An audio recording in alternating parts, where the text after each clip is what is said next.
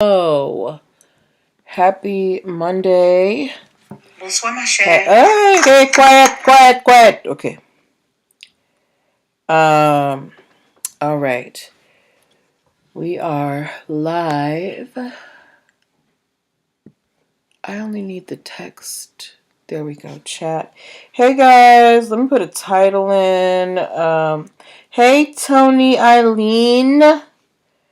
Hey One Night in LY. Hey VIP Ben the Negotiator. Oh my gosh, everybody's coming in tonight. Okay. Let me put my title in. Hey Pot Meet Kettle. Hi everybody. Hey Clubhouse. Just give me 1 second while I get everything situated with these comments. Happy Monday, everybody. How y'all doing? Did y'all have a good week? How's your Monday been? Mine has been extraordinary. I'm very blessed to be in the position that I am, and that's all I'll say about that. But let me know how you guys are doing. Any fun plans? Oh, for those of you who might be new, this is a business education show. I'm going to go into the full title a little bit at 8:05, but I do give people 5 minutes to come into the room and, get themselves situated. So, grab a drink, grab a snack, grab something to record some notes. If you are at all interested in business or celebrity gossip, this is the show for you, okay? But while we do that, tonight, for those of you who aren't new, some of the stories that we're talking about tonight. So Shein has some nerve. They're out here claiming people are biting them. Edible Arrangements is possibly getting into the cannabis industry. Do I have anybody who listens from Miami? Live Miami is showing that they are more than just a club. They got claws. Baseball fans, the Phillies are trademarking a particular phrase. And our favorite trademark bullies, Monster Energy Drink, are back at their old shenanigans. So those are just some of the things that we're going to talk about tonight. As well, we'll do some tips and do some Q&A if you guys have some business formation questions. You guys have been booking a lot of discovery calls. It's been great. You guys have some amazing ideas. So if we have some extra time tonight, I will give you, some time to just pick my brain about your business ideas, okay? And how to get them started. So we're getting started in 2 minutes. And is something going on with my, hold on. I think I'm going to restart my, Bonsoir, ma chère. Hey! I'm going to restart. Yeah, okay. Hey, Pot Meet Kettle. My Instagram was acting up. Crap doodles, no.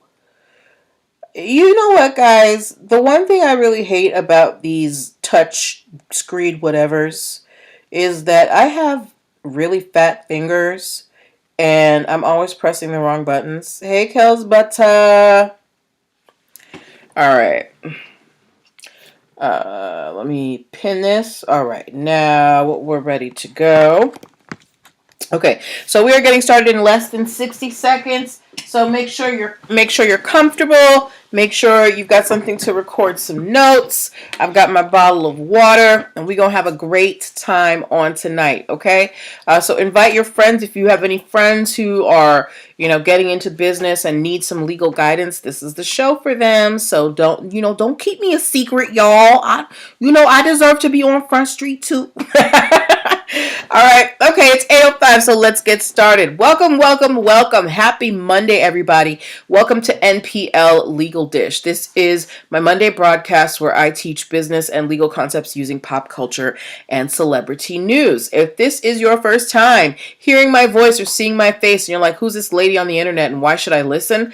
I'm Natalie Pierre-Lewis. I'm the host of the show and I'm the owner and operator of NPL Consulting LLC, a business formation firm. What that means is I help people like yourself get your business paperwork together. So things like making sure you have your articles of incorporation, getting your EIN numbers and DUNS numbers and SAMI numbers, making sure you have contract templates for clients and partners, securing your business ideas through trademarks and copyrights, and helping you hire and train your employees properly so you don't get sued for discrimination. I help you do all of this and more. If you're wondering why I'm qualified to help you, I'm very happy that you asked. I am a licensed attorney, have been one for 16 years and counting. I've started multiple businesses for myself and others, both online and offline. I've had many careers in the realms of entrepreneurship, the law, education, hospitality, and administrative support. And most important, I am very passionate about making business and legal education as accessible to everyone as possible.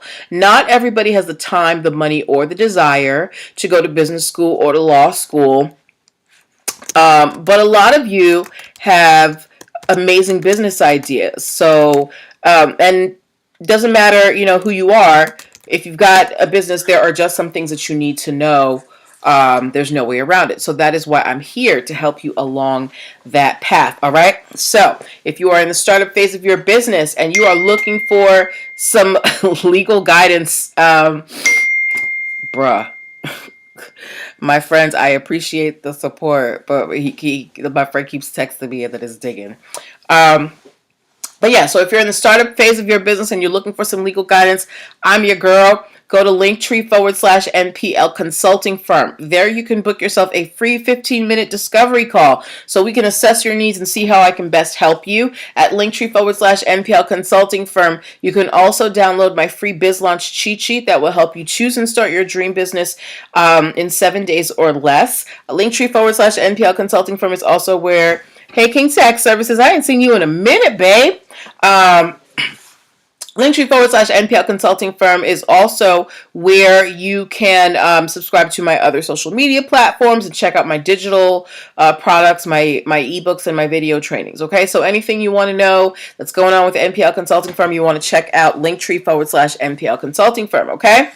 All right, so now that I've shilled my wares, let's get to the reason why we're here. This is how the show works, just in case we have some people who are new. So I pick stories from the news, stories from blog sites, stories that you guys send to me in my inbox, which I absolutely love.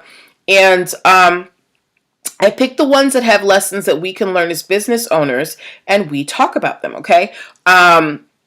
So this is a time for you to get involved. This is a time for you to ask questions and give comments as long as they are respectful. Yeah, so, join the conversation. It's much more fun when we have a dialogue than me just talking at you, okay? All right. Yes, getting things in order. I love it. Y'all, it's tax season. Hit up my girl King Tax Services 18, okay? Especially if you're in the North Carolina area. All right.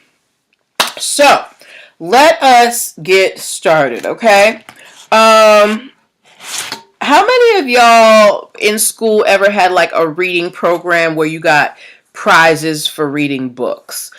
We had one at my school, like we had like the Scholastic stuff, and then we also had a library across the street, and if you read a certain number of books, you got some prizes. Did you guys ever have reading contests, reading challenges when you were growing up in school? If you did, just give me a thumbs up. Oh, thank you, King Tax Services, in the comments, okay? King Tax Services gave me 3 hands up, all right? So for me, when I was in school, it was Scholastic, whatever, and we go to the bookstore. But there are multiple, thank you for the thumbs up, Kel's Butter. There are multiple organizations that encourage students to read. One of those is called Springboard. Has anybody heard of Springboard? Has anybody heard of Springboard? Anybody heard of Springboard? If you have, just give me a star in the comments, okay? Springboard they have a campaign called Read a Million Words. Read a Million Words campaign, right? And then students who participate, they can win prizes. They have and they have this trademark. Read a Million Words is a trademarked phrase, as is $1,000,000 Reader, Millionaire Reader, and Millionaires Reading Club. So yes, Springboard is very focused on getting kids to read. King Tax Services said Highlights magazine and Dr. I loved Highlights. Yeah. Right? So Springboard is really out here trying to get kids to read. So of course this is going to interest school systems, who also want to encourage kids to read. But one school system put a little bit too much dip on their chip, okay? So there is a school system called the McAllen Independent School District. I forget what state this is in. But anyway, they were, trying to encourage their students to read, and they started using the trademarks of Springboard. They were using Read a Million Words. They were using $1,000,000 Reader. And they were promoting this within their school system. Okay. Here's the problem. McAllen Independent School District does not have a relationship with Springboard. They were just taking the name and using it and not giving Springboard, their cut, their due, whatever you want to call it. So Springboard, of course, went after the McAllen Independent School District and sued them for trademark infringement. Okay? So that's where it's, pretty run of the mill. Here's where it gets interesting. The school system claimed that this lawsuit should be dropped because they had sovereign immunity. What does that mean?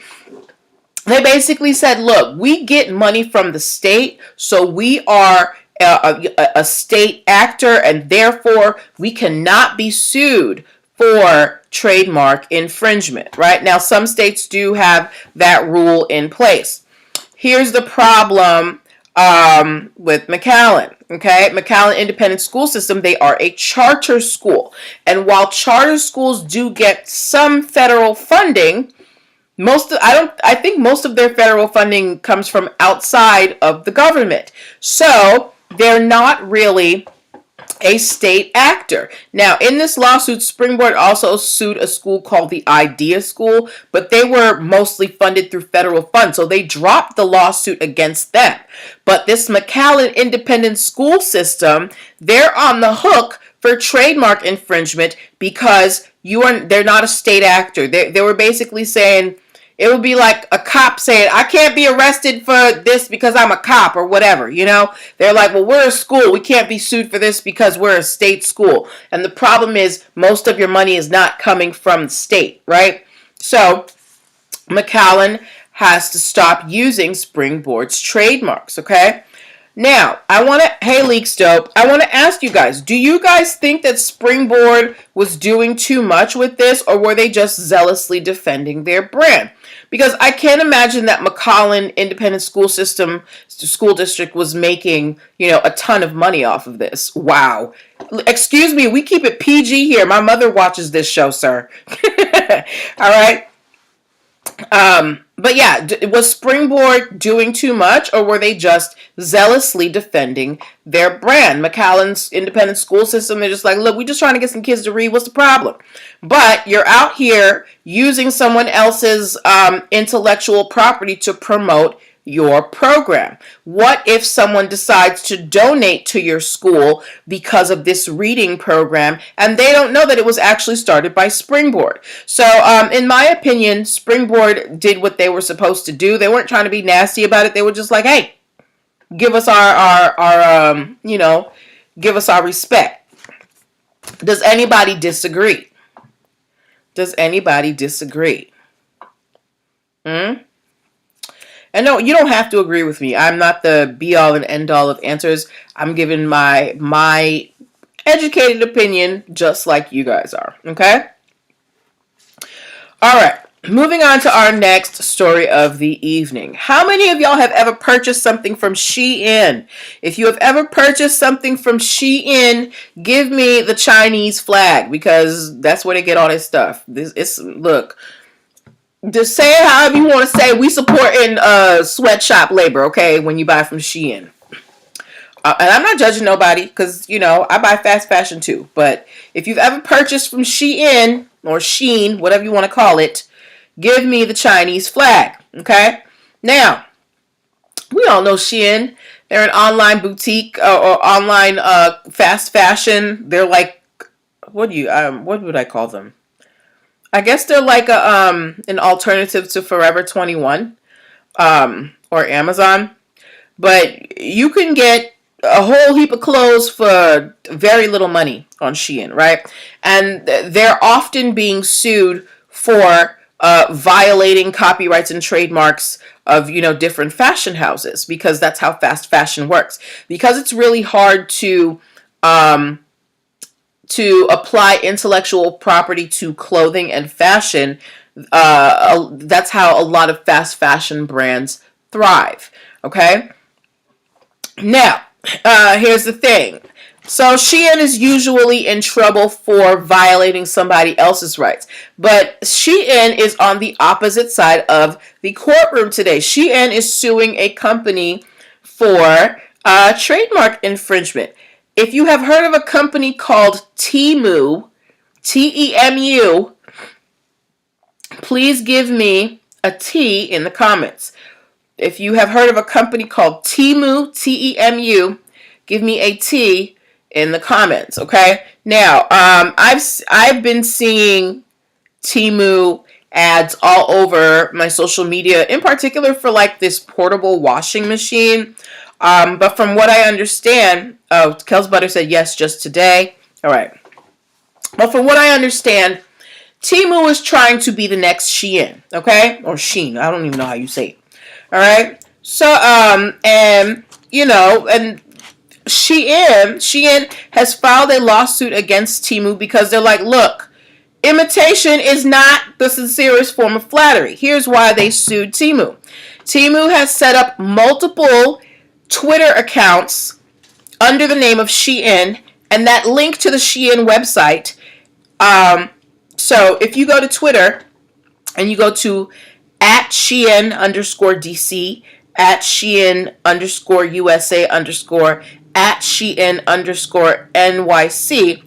These are all people are doing product hauls. Okay. These are all Twitter accounts that are operated by Temu, not Shein. So when you're going to these, and you're clicking the links, Temu is actually taking you to their site. But they are using all of Shein's imagery, or at least that's what Shein is saying. They're like, they've made their website look the same as ours. They're using our same photos. I asked you guys in my stories yesterday if the two images, I had two images, one from Shein, one from Temu. I asked you if it was too close for comfort. Most of you said yes. If you haven't seen it, you can go check my stories. I think it's there for a few more hours, right? But it's very obvious what Temu is doing. Kels Butter said, "Oh, okay, thieves." But I think it's very rich that Shein, which is one of these companies that is always being sued by some person or another for intellectual property violations, is now trying to assert their intellectual property, right? You out here stealing, and now you mad because somebody else stole from you. But regardless of what Shein does on one side, they are still allowed to zealously defend their brand. However you feel about Shein and their clothing, or whether they are copying fast fashion or copying fashion houses, they have built a name for themselves, right? Pretty much everybody knows who Shein is. So it would be really so Temu, Kels Butter said, you get what you give. Yeah, so Temu is just like, look, we trying to be out here too, and I guess they were trying to do the same route as Shein, but they just didn't do it as well. And Shein said, look, there's only one online imposter allowed in this Chinese fast fashion game, and that's us, okay?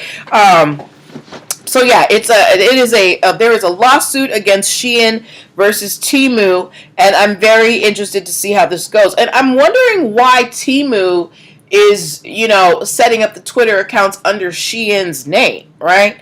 But that's a story for another day. We'll see what happens.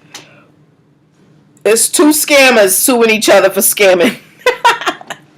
All right. Okay. Next, any questions before we move on? Any questions? Kels Butter said, "Glad you told me that because I was going to order from them today, not anymore." Who, you're going to order from Temu or Shein? You're going to order from Temu or Shein. Listen, I'm not here to tell you who to order from, who to buy from. I just am letting you know, what's going on the legal side. A lot of times when we see these ads and stuff, this actually happened to me. We see these ads and they use certain word from Temu, and they use imagery and words that really make us feel comforted. Right? That happened to me. There was this online service. I kept seeing commercials for it, and I was like, "Ooh, this seems like so great." And I tried to use it, and the service was terrible. I actually canceled it. But because the advertising was so good, they drew me in. But yeah, this is the same. Temu's trying to draw us in with the advertising, okay? But I mean, they're essentially another Shein. So if you buy from Shein, I guess you could buy from Temu. I don't know, girl. Do what works for you. But because they got me with that portable wash machine. I was like, ooh, this might be good for travel. But then I saw the reviews, and they were like, this don't work. So, okay. Moving on to our third story of the evening. Do we have anybody here who has ever partied in Miami? If you have ever partied in Miami, give me a palm tree. I actually lived in Miami for a brief period.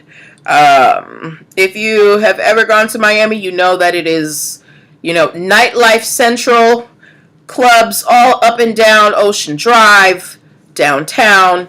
Nightlife is what makes Miami thrive, right? And one of the biggest nightclubs in Miami is called Live Miami. If you have heard of Live Miami or Club Live, please give me an L in the comments, okay? Now, Live has been in existence since about 1954. They are housed in the Fontainebleau Hotel. And they have a very strong, long history. And I think they have locations in a few places. Okay? Here is the problem. So, there is a company that they are trying to rival the PGA Tour, the big golf tournament. And they have started their own golf tournament that they are calling Live Golf. And they are spelling Live the same way the club does. So Live Miami spells their name L-I-V Miami. Live Golf spells theirs L-I-V Golf, right? So this competition, it is a three-day golf tournament with 54 holes, blah, blah, blah. Live Miami... Hey, Skillmaster. Live Miami has sued Live Golf for trademark infringement. They said, the way that you spell your name is too close to ours. The way that you designed your name is too close to ours. And we want you to change it, right? Now, remember, in trademarks, you can't have two names in the same industry. You can't trademark two of the same names, the same name in the same industry, but you can have the same name in two different industries. Dove soap, Dove chocolate, right? So Live Miami doesn't think that there's room for Live Golf. But I want to know, what do you guys think? Is there a possibility of confusion between Live Miami, this well-known nightclub, and Live Golf, which is a new 3-day golf tournament? Is there anywhere where the two might cross paths? What do you guys think? Is there a possibility that somebody who's looking for a place to party picks Live Golf over Live Miami? For me, I don't think so, because Live Golf, it's a tournament and it's 3 days. It's not something that is static, and it doesn't have, brick and mortar building. Live Miami has a building. They are a staple. People know where they are. Kels Butter said no. Two totally different industries. Operative word golf. Okay. So what about the way that the golf tournament spells live? Because they spell it just like Live Miami. Liv. Do you think that causes any problems? Do you think that could be an issue? Do you think that there is a possibility of people maybe mistaking that the two are associated with each other? So maybe you don't get them confused for one another, but maybe you think that they are attached to one another, that maybe Live Miami has branched out into golf? Do you think that is a possibility that might happen? Because these are the arguments that Live Miami is bringing up. So Live Miami is saying, there could be confusion. People may think that we are associated with this golf tournament, which we are not. Are these credible fears? Kels Butter is saying it has nothing to do with the industry, because golf and Busy Peach, I haven't seen you forever. Because golf and the nightclub industry are two different things. But what do you think? Do you think that there is a possibility that people might think that the Live Golf tournament is associated with Live Miami? I think that there actually might be some credible fear of that people might think, maybe Live is sponsoring this. So I think that in this case, Live Miami is absolutely doing the right thing in, defending their name. We will wait to see what happens. This group, the Live Golf group, they're not from here. They're actually based in Saudi Arabia. So maybe they didn't know about Live Miami, but them Saudis know how to party. So I doubt that. But we will see what happens, okay? All right, before we move on to our next stories, I want to remind you guys you are watching and listening to NPL Legal Dish. This is my Monday broadcast where I teach business and legal concepts using pop culture and celebrity news. If you are in the startup phase of your business and you're looking for legal guidance to, guide you through these treacherous waters of entrepreneurship, I'm your girl. I'm a licensed attorney with 16 years of experience and a passion for helping entrepreneurs achieve their dreams. Book your free 15-minute assessment call at linktr.ee/nplconsultingfirm today. All right? Okay, moving forward. So, has anybody heard of the company FA World Entertainment? FA World Entertainment. Apparently they sell clothes and skateboards. I never heard of them before today, but apparently they're big, particularly in Europe. And recently they tried to file a trademark in Europe. Busy Peach said no. For a particular phrase. Kels Butter said no. And the European Trademark Board said no. Now, usually we focus on the U.S., but I thought this was an interesting story. And here's why. So, FA World Entertainment, again, like I said, they make clothes, they make skateboards, right? They tried to trademark the name. And I'm going to cuss right now. So, Mom, if you're watching, this is for the story. This is for work. I'm not being gross on the internet. So they tried to trademark the phrase fucking awesome, okay? And the European Intellectual Property Board said no. Why do you think they said no, FA World? You cannot trademark the phrase fucking awesome for clothing and skateboards. Why do you think the European board said no, you cannot trademark that phrase for clothing and skateboards? Bum, bum, bum. Why do y'all think they said no? Clubhouse, feel free to jump into the conversation. Don't feel like you got to stay out here. I'll bring you up on stage if you want. Raise your hand or just write something in the chat. Anybody have an idea why the European Intellectual Property Board said no? Here's a hint. It was not because it was a cuss word. Kel's butter. Perfect. No, Busy Peach. Most intellectual property boards have ruled that you can't deny a trademark simply for vulgarity, but Kel's butter has it right on the nose. Fucking awesome is a commonly used phrase. You cannot determine the source of the goods from that phrase. Hi, Sincere 39. So, the European court said, look, when we hear that phrase, fucking awesome, we don't think of you, FA World Entertainment. Fucking awesome is a common phrase. So they denied the trademark, which I think was the right thing to do. Does anyone think that FA World Entertainment should have been allowed to keep this trademark?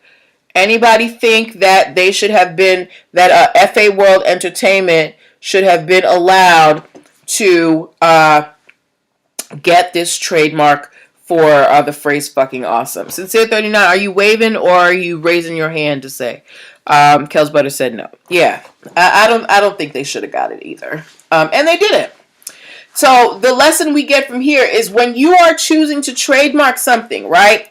It cannot be, yes, they didn't create it. It needs to be unique. That people need to be able to connect it to you, right? Okay. So like, I'm trying to think of some. Just Do It. We know exactly what company that's from. When I say Just Do It, who do you think of? Give me the name in the comments. When I say I'm loving it, what brand is that? What company do you think of? When I say the phrase, I don't know. Adidas. No, not Adidas. Yes, Kel's Butter. Nike. Yes, thank you. When we hear Just Do It, we hear Nike. When we hear Have It Your Way, what do we think of? Have It Your Way. No, not Have It Your Way. I'm loving it. When we hear I'm loving it. I'm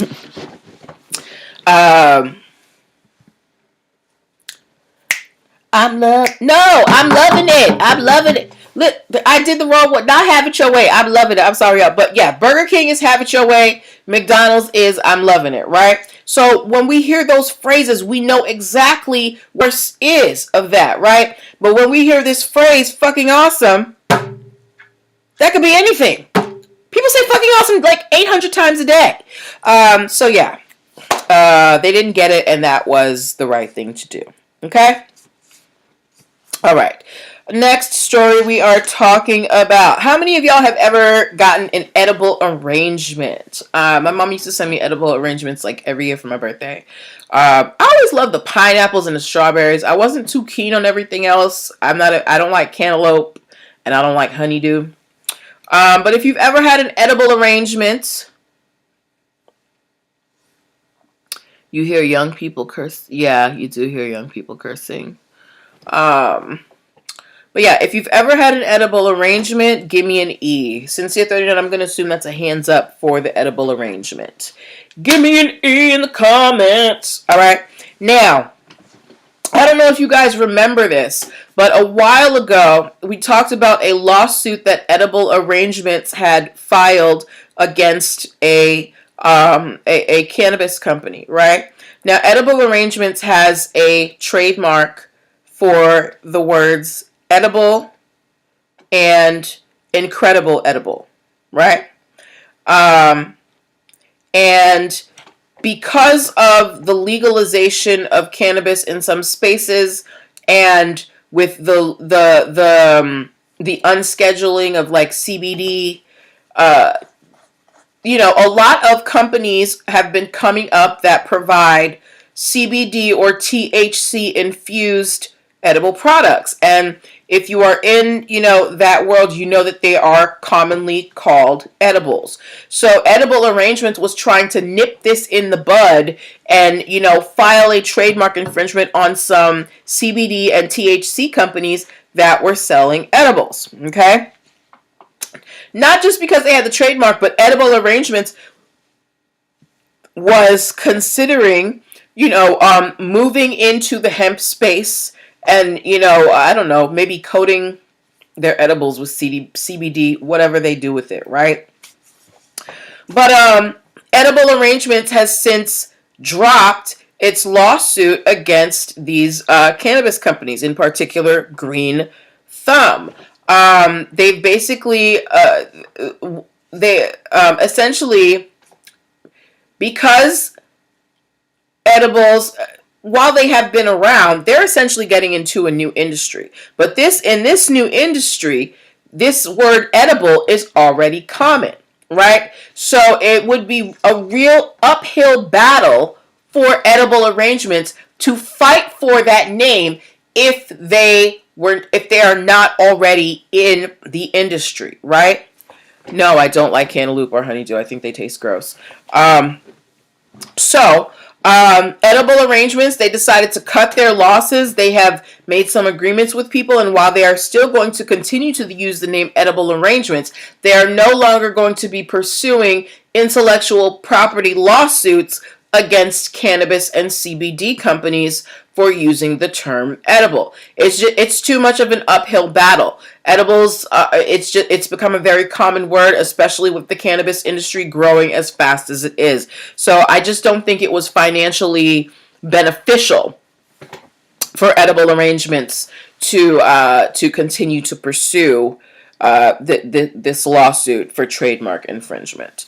But look, if you like Edible Arrangements, look out. They might be coming out with some CBD arrangements, sooner rather than later. Kels Butter said that's a smart move. It is a smart move. Just like intellectual property law, like any law, you have to think about the long term. Is it going to benefit me to continue this, or should I just cut my losses and go? Because not every battle needs to be fought, right? Okay. Next story. Do we have any baseball fans in here? If you are a baseball fan, please give me a baseball emoji. The only thing I know about baseball is the Red Sox and Big Papi. And Big Papi don't even play for Red Sox no more. But my baseball fans, give me a baseball emoji. If you don't know, I didn't know, apparently the Philadelphia Phillies won something. And at this game that they won, an announcer came up with the phrase "Bedlam at the bank." The broadcaster's name is Scott Franzi. Okay? Thank you, Sincere 39. So, Sincere 39, do you know what I'm talking about? Are you a Phillies fan? Anyway, so Scott, you know how they had the announcers and they're calling the game, and Scott Franzi says, "Bedlam at the bank, bedlam at the bank," right? So then, the phrase caught on, and now the team has filed a trademark application for the phrase "bedlam at the bank." Now, obviously, they want to do merch and stuff like that, right? But my question is, why isn't Scott Franzi trademarking "bedlam at the bank" if he's the one who came in with it? So I said, no Mets. No Mets. They are in the same division, so I have to hate them. Okay, well, since you are in the baseball world, can you answer this question? Why is the broadcaster, Scott Franzi, not trademarking this phrase, and instead the Phillies are trademarking this phrase, "bedlam at the bank"? Now, they're trademarking it for entertainment services, media production, internet and radio shows, and clothing. Right? Why do we think that it is the baseball team and not the announcer who came up with the phrase, who is filing for this trademark? And I haven't found anything where, he's disputing it or anything like that. Any ideas? There is no right answer here. This is just a discussion question. So don't feel like there's a right or wrong answer. Ooh. Any ideas? Yeah. Yeah. I need to do more research on this. I couldn't find any more information. I'm really interested to see why the broadcaster himself is not going after this trademark. My feeling is maybe he got cut a check, or maybe it's in his contract that he can't, that he has no right to, whatever he says over the air. I don't know. But I think it's interesting that he's not filing and the team is. Okay. All right, before we move on to our last two stories of the evening, I want to remind you guys that you are watching NPL Legal Dish. This is my Monday broadcast where I teach business and legal concepts using pop culture and celebrity news, okay? If you are in the startup phase of your business and you just kind of need to keep yourself in line, figure out, what do I need to cover? What do I need to do? I encourage you to go to linktr.ee/nplconsultingfirm and download my free biz launch cheat sheet. It is going to help you choose and start your dream business in 7 days or less, okay? All right. Moving on. Okay. No idea. Maybe he was bought out. Yeah, that's what I'm thinking. Maybe they bought him out. Okay. So I want to know from you guys whether there is a possibility of confusion here. Okay. So there is a company called Spot Freight. They are a transportation and logistics company. They started in Indiana, the state of Indiana, in 2009. They trademarked their name and logo in 2016 and 2018, respectively. So Spot Freight in Indiana has been operating for about 14 years, and they've had their trademarks for about 5 to 7 years, okay? In December of 2022, so just a few months ago, in the state of Alabama, a transportation company was founded, and they called themselves Spot Freight. So obviously, these two businesses have the same name, but they're not in the same state. I'm not sure how far Indiana is from Alabama, but Spot Freight in Indiana is going after Spot Freight in Alabama. Given the industry, do you think that there is a possibility of confusion between these two companies, even though they are headquartered in different states? Is there a possibility of confusion between two transportation companies with the same name, even if they are based in different states? Kels Butter said, of course. Right. It's a transportation company. They're going to be everywhere, right? If you're a transportation company, you are always on the road, and it's going to be easy for someone to mistake Spot Freight in Indiana with Spot Freight in Alabama. So Spot Freight in Indiana did what they had to do. They have filed a trademark infringement suit against Spot Freight in Alabama. Kels Butter said, yes, especially because they are doing the same thing. And not just because they are doing the same thing. They are they could cross paths.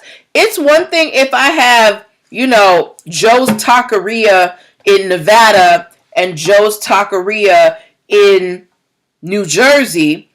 They're both taco spots, but they are so far apart that if I'm looking for a taco spot in Jersey, I'm not going to be looking for one in Nevada, right? But here you have two transportation companies. Their job is to be everywhere, to travel. So yes, there is absolutely a possibility of confusion here. So Spot Freight absolutely did the right thing in filing a trademark infringement suit, okay? All right. We have come to our final story of the evening. I think we should probably have 10 minutes after this is done for you guys to ask questions. So if you have any business formation questions about, corporations, LLCs, contracts, trademarks, EIN numbers, get them ready. Okay. All right. So our last story. Hey, Jennifer. So our last story of the evening. How many of y'all have ever had a Monster Energy drink? If you've had a Monster Energy drink, give me an M in the comments. Now, if you have watched this show with any regularity, you know that Monster Energy drink is one of the biggest trademark bullies out there. They sue people for even thinking about the letter M, right? And a lot of times they lose. But in this case, I think that Monster might have a credible argument. So there, anybody here from Ohio? Anybody here from Ohio? Can't do it. We'll be woke for 4 days. Oh. See, with me, I can do energy drinks. I can't do coffee. Coffee will have me like jittery and acting like a crackhead. But yes, if you've ever had a Monster anybody here from Ohio been to Ohio, specifically Toledo? Okay. A new restaurant opened in Toledo, Ohio called the Monster Shawarma.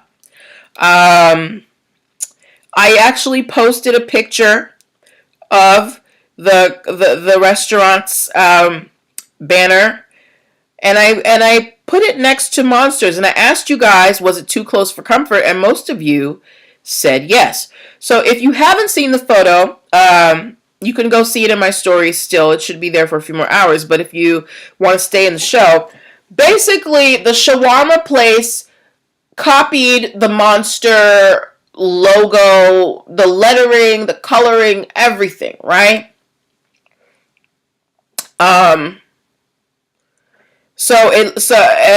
You'll have to go and see it because I can't draw and well, maybe I can put this. Wait. Hold on. Do I have it in here? No. Okay. I was trying to see if I had the screenshot in my phone still, but I don't. But go check it out in my stories. But Monster Shawarma basically just took the Monster logo and stuck it next to shawarma. So Monster Energy Drink is suing this shawarma restaurant in Toledo, Ohio. Now, does Monster Energy Drink make shawarma? No. But maybe Monster Shawarma sells Monster Energy Drink in there. And because Monster's logo and the lettering is so distinctive, they don't want people to associate them with this shawarma shop that they have no relationship with. So while Monster Energy Drink is a trademark bully, in this case, they are doing the absolutely right thing, because you can't just snatch somebody's logo and put it on your thing. I remember we had the story of this guy. He basically took the North Face logo, changed the shape a little bit, and called it the Track Face, and tried to do his own clothing line, and he got shut down real quick. So that is what I predict will happen to the Monster Shawarma people.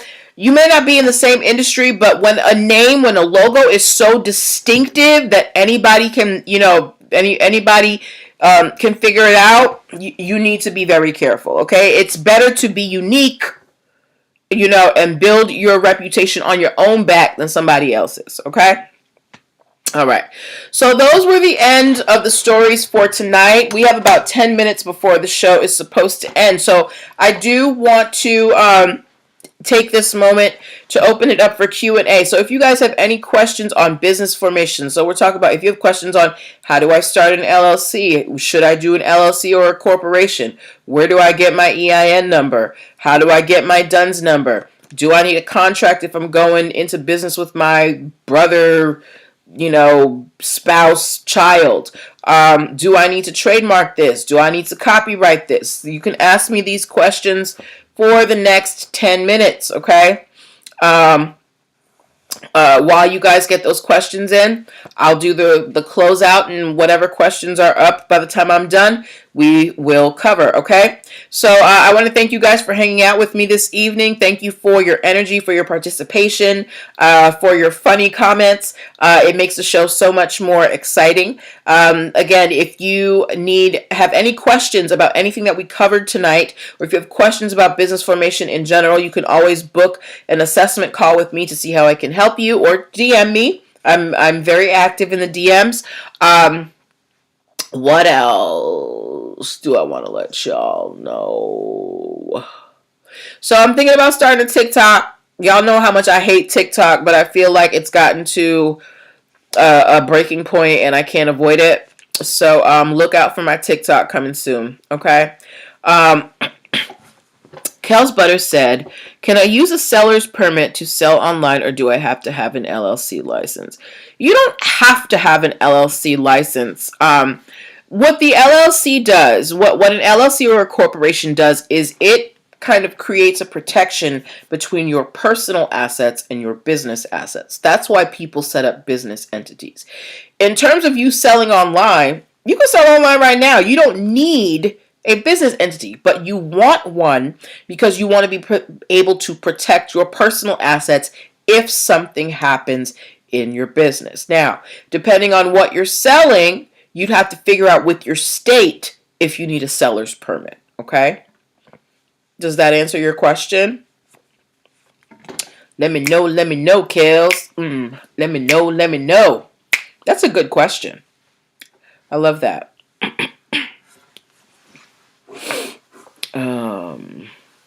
Did I answer your question, Kills Butter? Okay, great. Any other questions before we close out for the night? I will be back here next Monday, same time, same place. Tell your friends about me. Share this broadcast. Rewatch it. Tell people about your girl. I'm trying to be out here, okay?